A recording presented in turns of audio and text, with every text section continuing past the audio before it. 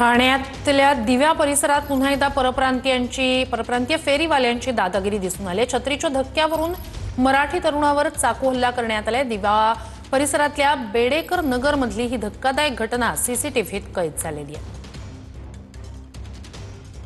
अधिक या सगळ्या संदर्भात जाणून घेऊया आपले प्रतिनिधी सुनील जाधव यांच्याकडून। सुनील, अपडेट काय या सगळ्या संदर्भात?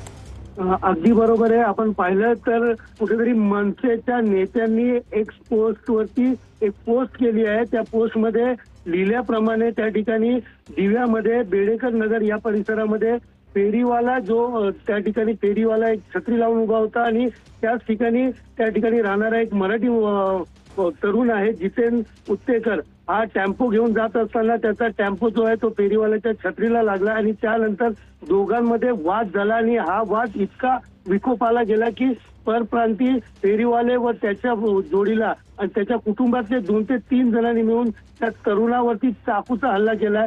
सध्या जो तरुण आहे तो गंभीर जखमी असल्याची माहिती आहे। मात्र त्याचा सीसीटीव्ही जो आहे तो आता समोर आलेला आहे आणि त्यामध्ये स्पष्ट दिसतं कशा पद्धतीने त्या तरुणाला मारहाण केली जाते।